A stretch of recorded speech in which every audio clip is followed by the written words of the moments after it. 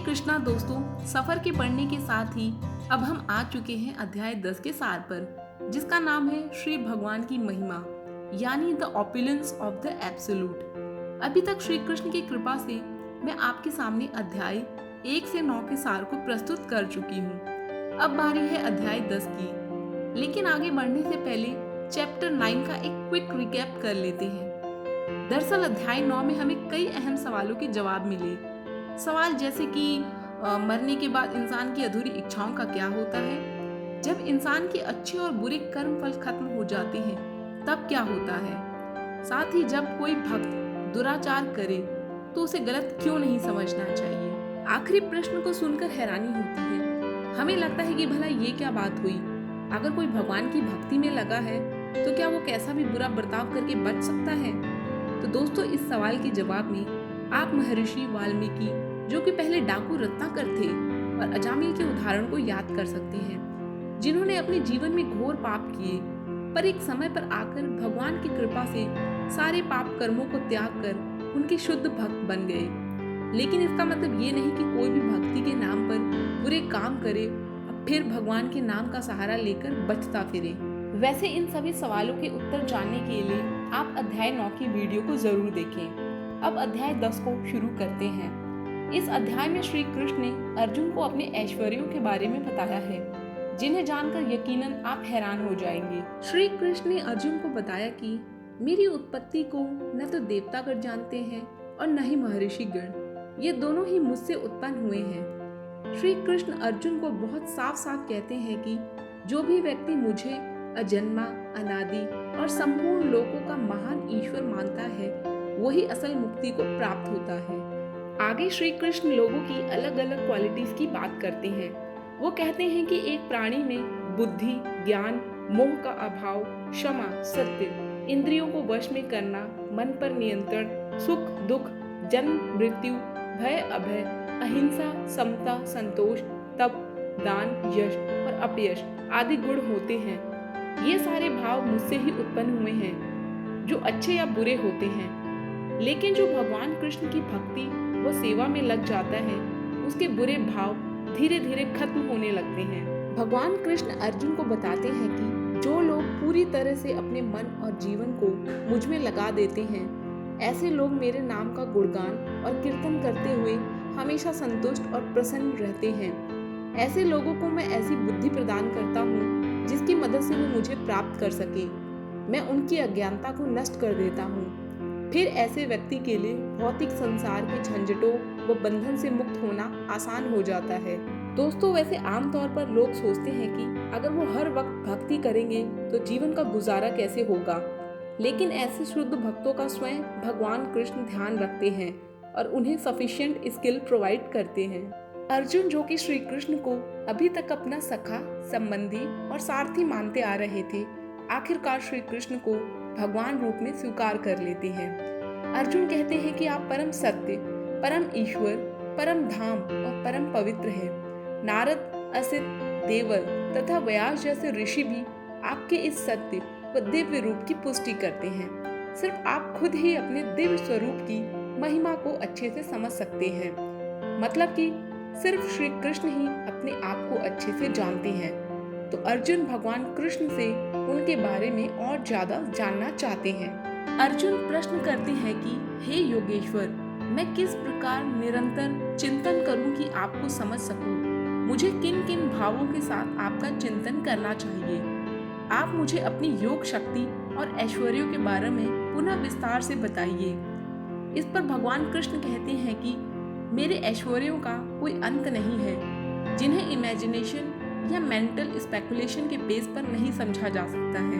भगवान कृष्ण कहते हैं कि मैं सभी प्राणियों के हृदय में परमात्मा रूप में स्थित हूँ तथा मैं ही हर जीव का आदि, मध्य और अंत हूँ। मैं आदित्यों में विष्णु हूँ, ज्योतियों में तेजस्वी सूर्य हूँ, मरुतों में मरीचि हूँ और नक्षत्रों में चंद्रमा हूँ। मैं सभी वेदों में सामवेद हूँ, देवताओं में इंद्र हूँ, इंद्रियों में मैं मन हूँ और सभी प्राणियों में चेतना हूँ। मैं समस्त रुद्रों में शिव हूँ, यक्ष तथा राक्षसों में कुबेर हूँ। मैं ही वसुओं में अग्नि हूँ, समस्त पर्वतों में मेरु पर्वत हूँ। तुम मुझे पुरोहितों में मुख्य बृहस्पति समझो, मुझे ही समस्त सेना नायकों में कार्तिकेय समझो और सभी जलाशयों में समुद्र समझो। मैं ही महर्षियों में भृगु हूँ, वाणी में दिव्य ओंकार हूँ, सभी यज्ञों में पवित्र जप यज्ञ हूँ। जप यज्ञ को हम श्री कृष्ण के पवित्र नाम कीर्तन के रूप में समझ सकते हैं। मैं ही स्थिर रहने वाले में हिमालय पर्वत हूँ, मैं वृक्षों में पीपल का वृक्ष हूँ, मैं देव ऋषियों में नारद हूँ, मैं गंधर्वों में चित्ररथ हूँ। गंधर्व लोकों में रहने वाले ये गंधर्व बहुत अच्छा गाते हैं। मैं ही सिद्ध पुरुषों में कपिल मुनि हूँ। घोड़ों में तुम मुझे उच्च श्रवा समझो, जो कि समुद्र मंथन से उत्पन्न हुआ था। गजराजों में तुम मुझे ऐरावत हाथी समझो, जो कि इंद्रदेव का हाथी है। इसी प्रकार मैं ही मनुष्यों में राजा हूँ। मैं गायों में कामधेनु गाय हूँ, मैं ही कामदेव हूँ, मैं ही सर्पों में वासुकी हूँ, मैं नागों में अनंत हूँ, जलचरों में मैं वरुण देव हूँ, पितरों में मैं अरिमा हूँ, शासन करने वालों में मैं यमराज हूँ, दैत्यों में मैं भक्तराज प्रहलाद हूँ, नष्ट करने वालों में मैं काल हूँ, पशुओं में मैं सिंह हूँ, पंछियों में मैं गरुड़ हूँ, मैं पवित्र करने वालों में वायु हूँ, शस्त्रधारियों में मैं राम हूँ, जलचर प्राणियों में मैं मगरमच्छ हूँ और नदियों में गंगा हूँ। मैं समस्त विद्याओं में ब्रह्म ज्ञान हूँ, तर्क शास्त्रियों में मैं निर्णायक सत्य हूँ। इसका मतलब हुआ कि तर्क शास्त्रियों में किसी मुद्दे को लेकर वाद विवाद होता है। दोनों पक्ष अपने अपने तर्कों या प्रमाण द्वारा एक दूसरे को हराने का प्रयास करते हैं, लेकिन इनके बीच जो वास्तविक निर्णय होता है वो वाद कहलाता है, जो कि भगवान कृष्ण है।